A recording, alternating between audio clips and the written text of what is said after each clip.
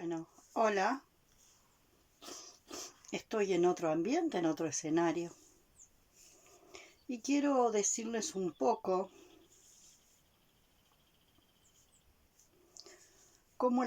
mostrarles un poco, decirles cómo las distintas estructuras psicoenergéticas funcionan de manera diferente.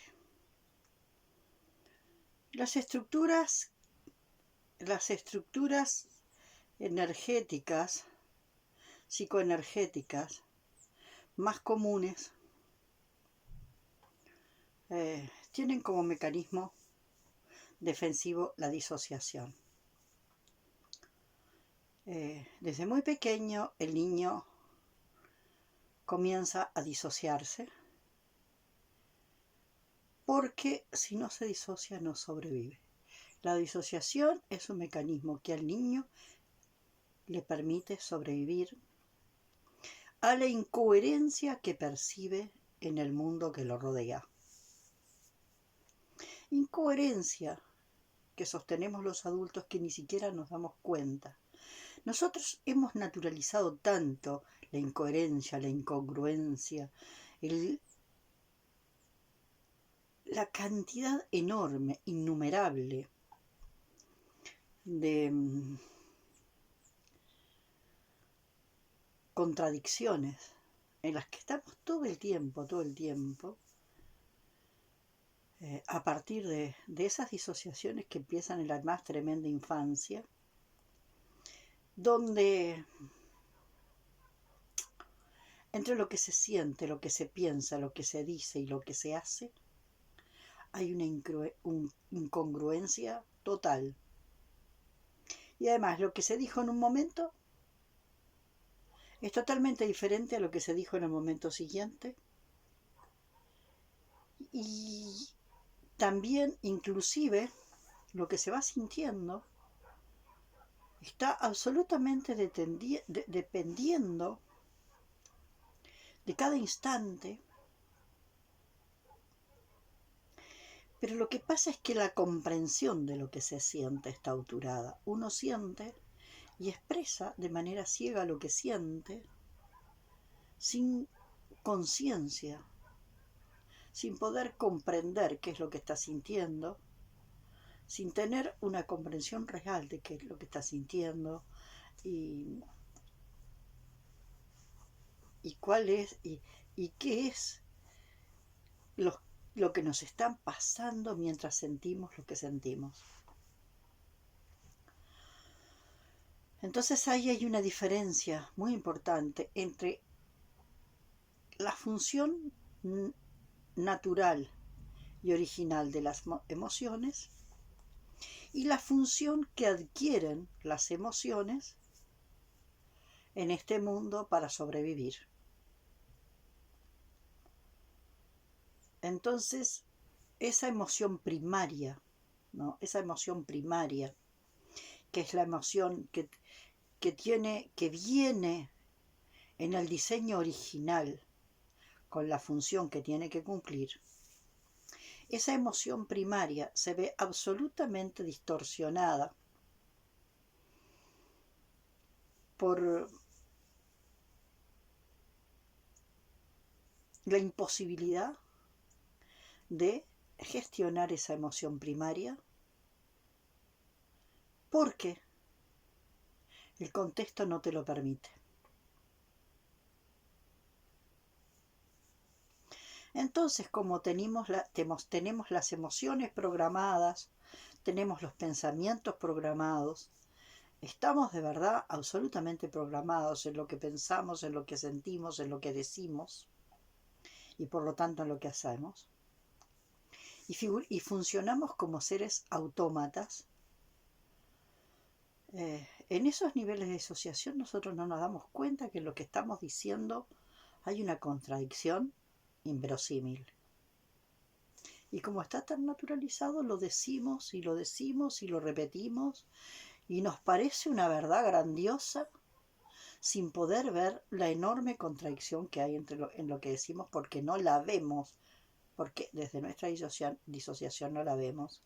Y entonces vivimos en nuestra vida todo el tiempo en este universo base 12 apagando el fuego con nafta. Y ese es un error lógico. Apagar el fuego con nafta es un error lógico.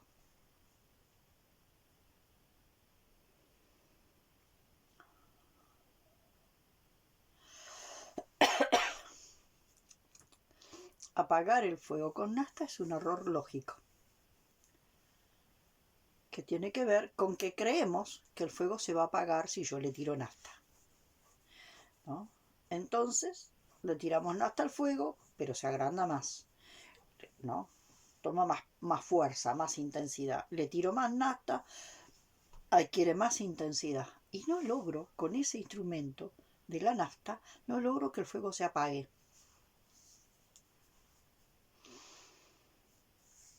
Entonces, ¿qué decimos? Bueno, resulta que si el fuego no se apaga con nafta, tenemos que mejorar la nafta. Eso no es un error.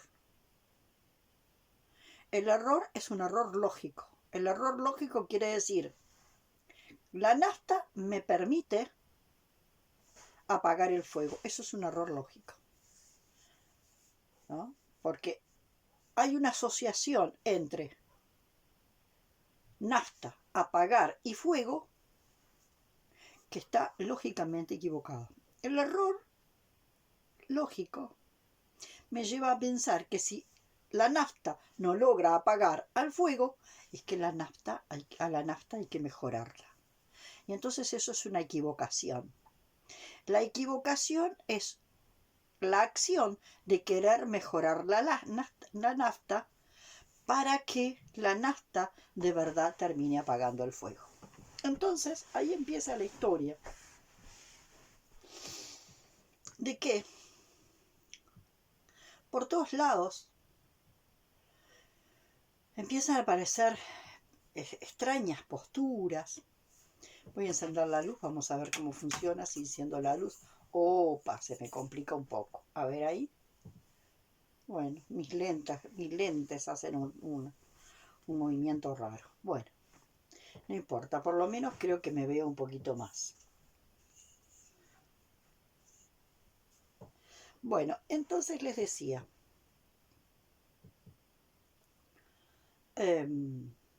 lo mismo pasa con la violencia. Entonces aparece toda la famosa cultura de la no violencia. Y entonces con la cultura de la no violencia, la comunicación no violenta, la cultura de la no violencia, es como intentar negar la violencia. Y cuanto más se niega la violencia y más se intenta uno programar para una conducta no violenta, la violencia que no se permite uno reconocer se pervierte y aparece de una manera pervertida, disfrazada. Toda esa violencia que yo no me animo a revisar en mí se pervierte, ¿no? O sea, cuando algo se pervierte quiere decir que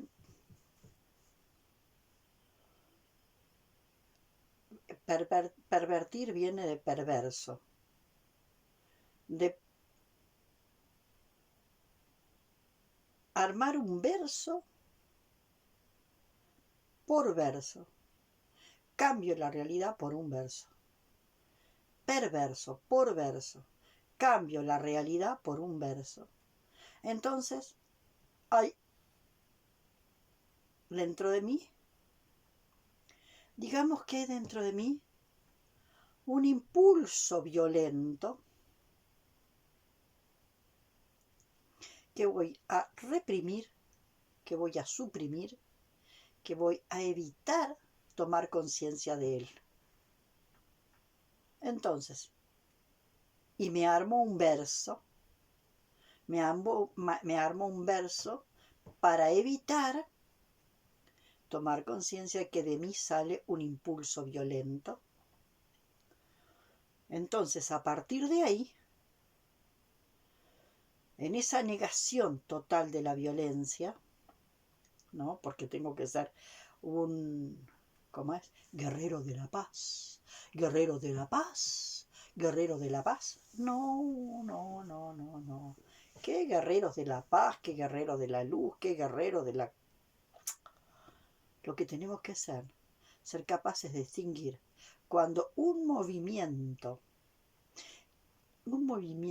que nace desde nosotros es realmente violento en cuanto a que es un ataque impulsivo y cuando en realidad implica un movimiento que tiene que ver con la agresividad natural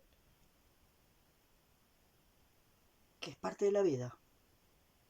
Yo me acuerdo que Taliche hablaba, Rodolfo Taliche, que tenía toda su formación en ecoetología y en todo lo demás, decía, para que exista vida tiene que haber un nivel de agresividad.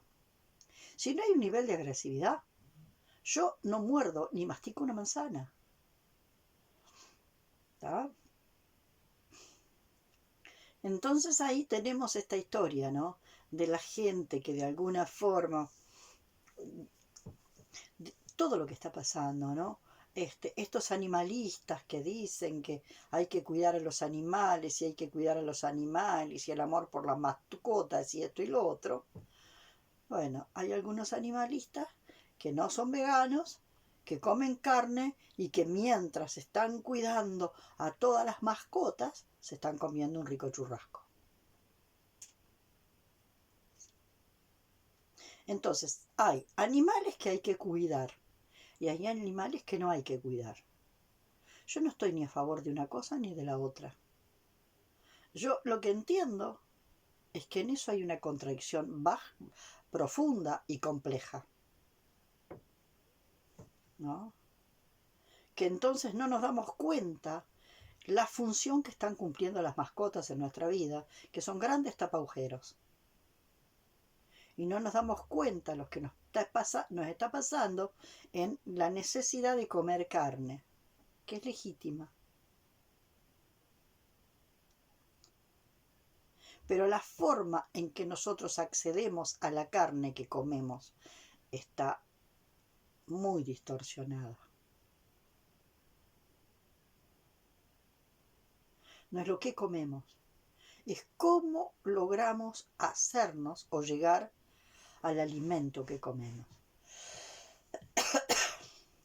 Y esto no es fácil de hacer entender. Entonces, hay personas que... Yo me acuerdo en Facultad de Psicología cuando veíamos en la parte de esquizoanálisis, ¿no? Dice, cuando veíamos en la parte de esquizoanálisis, la parte que yo estuve en la línea de Guattari y de Luz, que estuve investigando por ahí, docentes que además venían de ese lugar, en la parte de esquizoanálisis, el planteo era que los humanos padecemos de una esquizofrenia que no admitimos y que vemos la esquizofrenia solo en aquellos que no pueden, que se fragmentan en todos los niveles porque no pueden sostener, se fragmentan de arriba a abajo porque no pueden sostener la disociación, porque el olvido neurótico no opera como en la mayoría de las personas. Entonces, en esa cátedra de esquizoanálisis, lo que se veía era que el humano, para sobrevivir, empieza a tener escisiones esquizoides. Y yo diría que es desde la panza materna. Ellos no hablan desde la panza materna.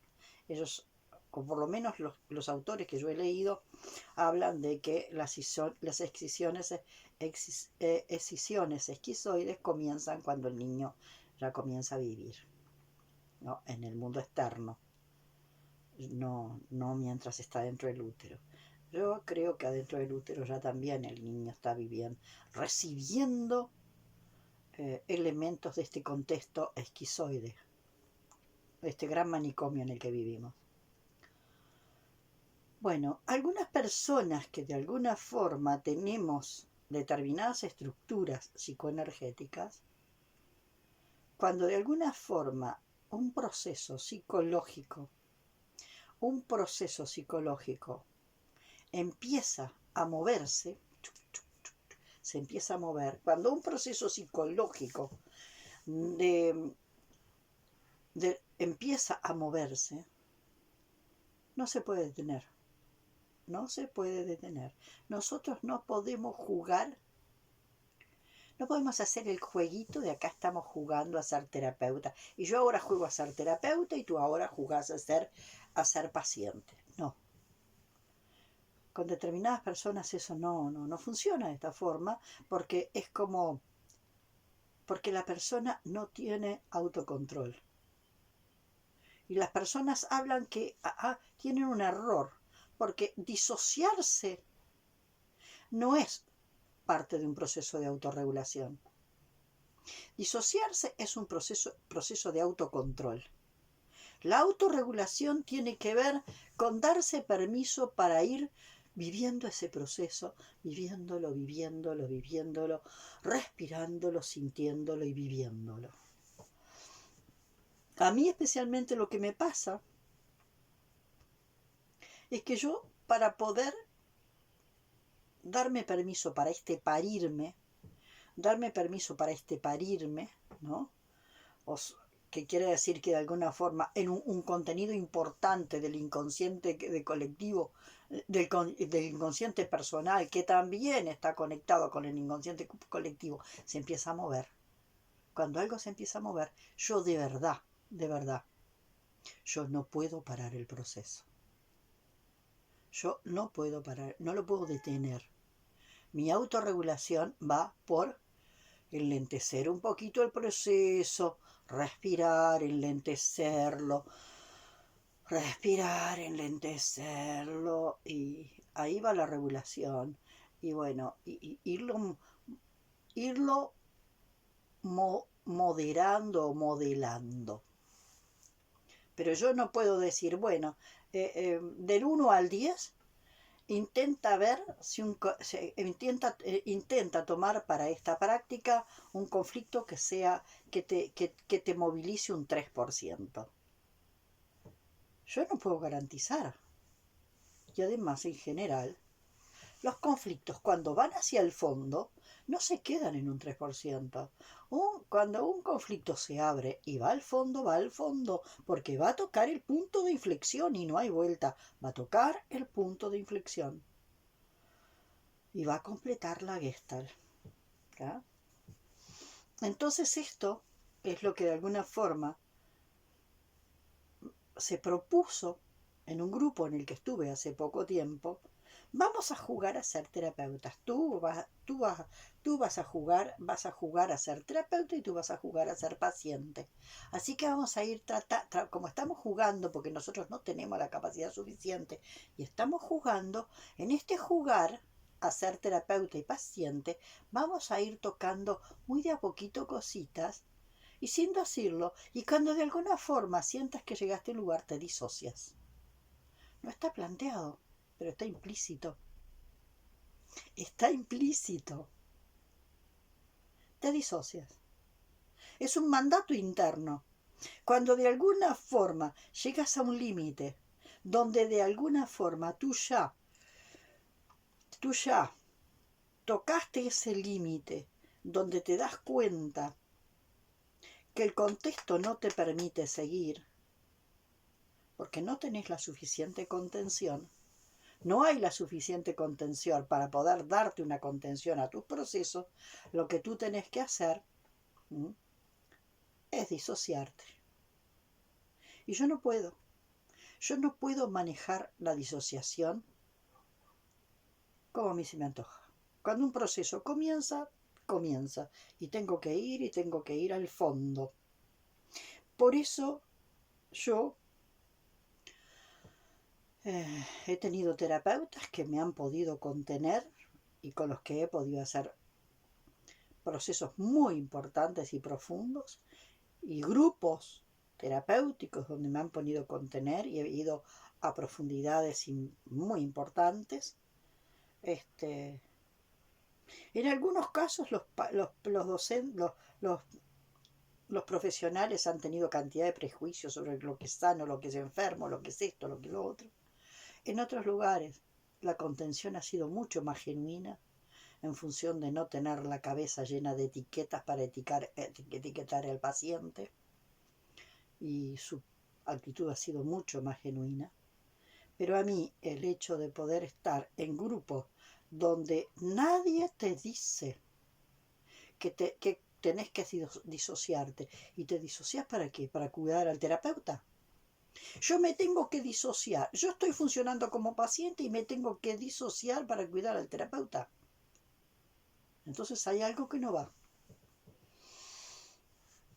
Hay algo que no va.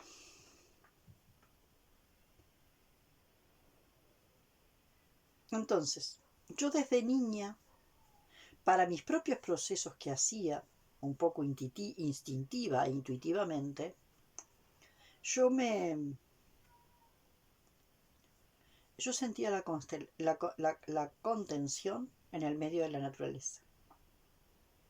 En el medio de la naturaleza yo podía hacer mis procesos y de pronto me revolcaba en el piso y de pronto, no sé, bueno, montones de cosas que después me di cuenta que todas esas cosas que yo hacía de manera instintiva e intuitiva tenían una forma determinada,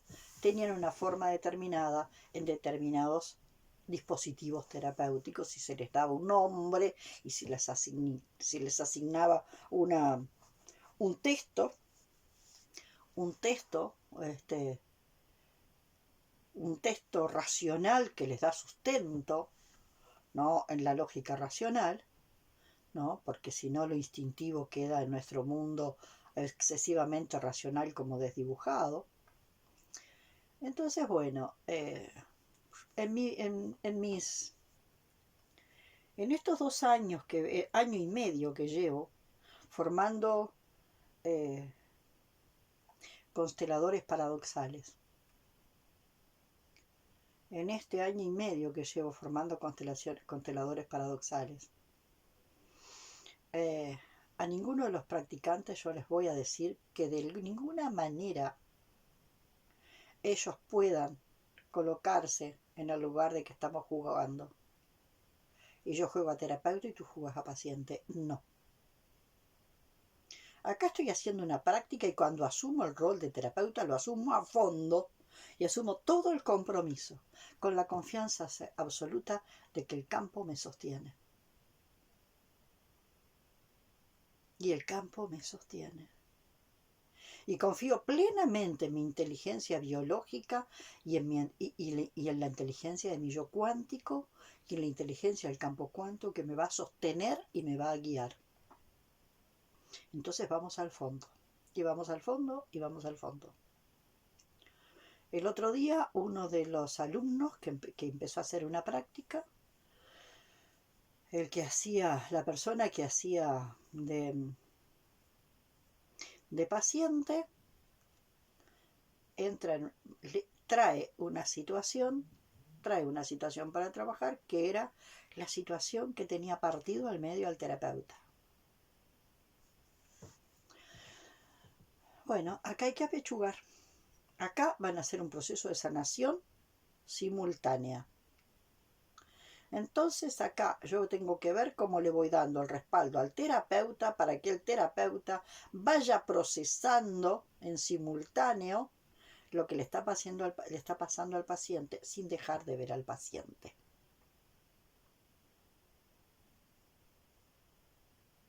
Y realmente dándole sostén al terapeuta, ¿no? Para que él pudiera ir al fondo de sí mismo, ¿no? Permitiéndose tocar el punto de inflexión desde ahí, desde ese proceso genuino suyo, sacando la fuerza de su propio proceso, va acompañando al paciente. Para mí eso fue algo muy, muy importante. Quizás porque de alguna forma, como yo he andado en esta historia de la pérdida de mi primer hijo, Yo he ido a psicólogos, yo he ido a consteladores, yo he ido, sobre todo, inclusive los consteladores que vienen del lado psicoanalítico. Yo he ido a un montón de terapeutas y consteladores que empiezan con la historia de que el duelo de un hijo no, el duelo de un hijo no es posible hacer. El duelo de un hijo no se hace jamás. Hay que aprender a sobrevivir, a fortalecerse y vivir con el dolor. Y eso para mí es un disparate. Es un disparate. Entonces, que puedan decir, yo no puedo acompañarte en hacer el duelo de tu hijo porque mi marco teórico no me lo permite. Una consteladora inclusive me dijo, mira, yo no quise entrar ahí porque el dolor de la pérdida de un hijo es tan grande, tan grande, tan grande. Y yo tengo un hijo que perdí, yo no he entrado ahí. Y por lo tanto no voy a llevarte a que entres ahí y no te aconsejo que entres ahí nunca jamás. Hasta que después, en una constelación, mi hijo, en una constelación con un sostén muy importante, mi hijo me dice, querida mamá, acércate. Yo te regalo mi muerte para prestarte mis ojos para que mire del otro lado.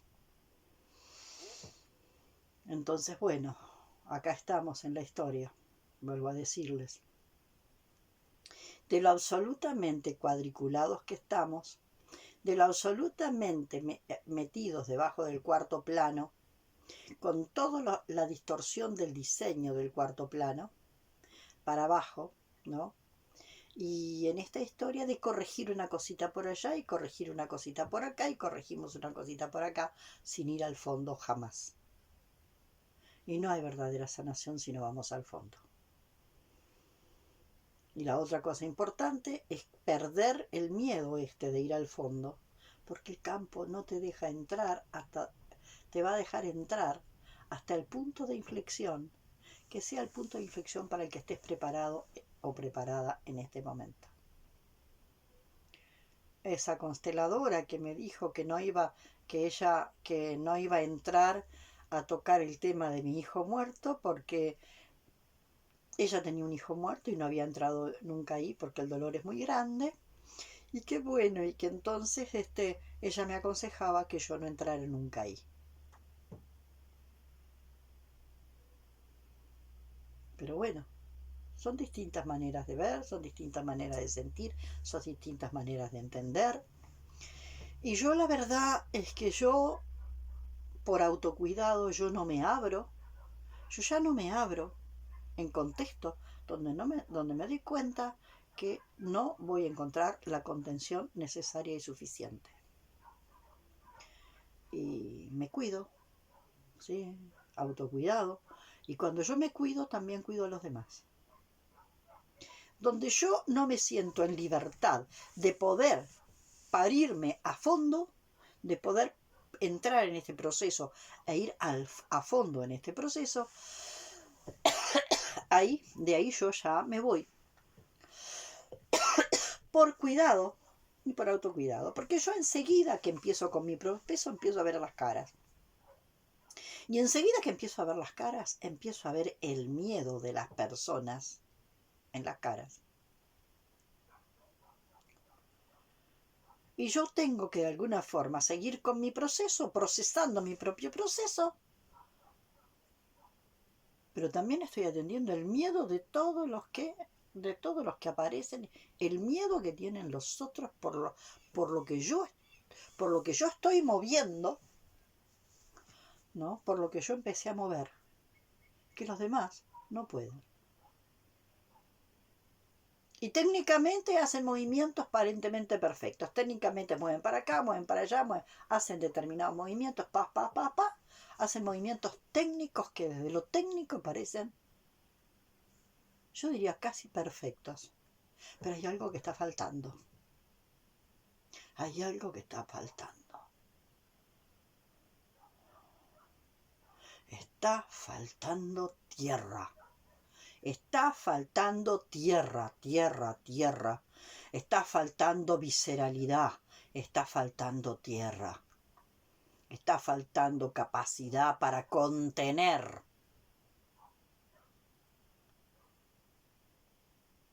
El trauma gigante que se empieza a abrir para ser parido, para ser revisado, para ser transformado. Entonces, en los grupos de formación que yo tengo, hoy en día, que me siento cada día más clara y mejor, no les voy a decir jamás, bueno, muchachos, vamos a jugar. Ustedes, a ver, ¿quién va a jugar a ser terapeuta y quién va a jugar a ser paciente? No. Conmigo eso no va a funcionar. Conmigo no vas a jugar a ser terapeuta y a ser paciente. Conmigo vas a hacer una práctica donde te vas a permitir ser terapeuta y te vas a preparar para sentirte sostenido y sostener lo que venga. Desde tu primera práctica vas a estar preparado para sostener lo que venga. Una partera se tiene que preparar para que si el niño viene de nalga, no puede decir, bueno, estoy jugando a ser partera, así que me voy. Parí sola si querés. No, si sos partera y viene complicado y viene de nalga, o además el bebé viene con el cordón umbilical atravesado en el medio del cuello, te vas a tener que quedar y te vas a tener que quedar y enfrentar la situación, sacando elementos de no sé dónde. No podés jugar a ser partera. Mientras sos partera y mientras en tu formación tampoco podés jugar a ser partera. Vas a tener respaldo de tus docentes y vas a tener respaldo de tus docentes todo el tiempo posiblemente. Pero cuando estás ahí en la situación y está la parturienta por parir, vos no podés decir, bueno, como estoy jugando a ser partera y bueno, y ahora viene de la nalga, no, corta el parto, disociate y detén el parto. Disociate y detén el parto, porque yo con esto no puedo. Así que mete al gurí para adentro, empujalo como sea, o te lo empujo yo para adentro, empujalo y llevarlo para el útero de vuelta, porque yo ahora ya acá no puedo más. O en todo caso te corres y le dejas el lugar al docente que siga. Pero lo que no podés hacer es decirle al paciente, a la parturienta, que detenga, que deje de pujar, porque la cosa viene brava y no sabes cómo manejarla. Bueno, esto es lo que quería decir hoy. Y agradezco mucho lo que ha ido pasando, porque con esta gente con la que estoy trabajando, con estos muchachos con los que estoy trabajando, que han hecho, que están metiéndose hondo, hondo, hondo, y que están encarando de formas que yo me asombro, realmente me asombro, porque de alguna forma esto de confiar que quien nos sostiene es el campo. Que nos sostiene de verdad es el campo. Entonces, cuando yo estoy ahí, lo que estoy haciendo no es ni siquiera dando sostén, es recordando que confíen en el campo, que es quien les da sostén, quien los guía. Simplemente me dejo guiar por el campo, simplemente me dejo acompañar por el campo, simplemente me dejo llevar por el campo, simplemente me dejo sanar por el campo. Y el campo cuántico está habitándonos. El campo cuántico, a través de nuestro yo cuántico, es el que nos mueve, sin que nos demos cuenta.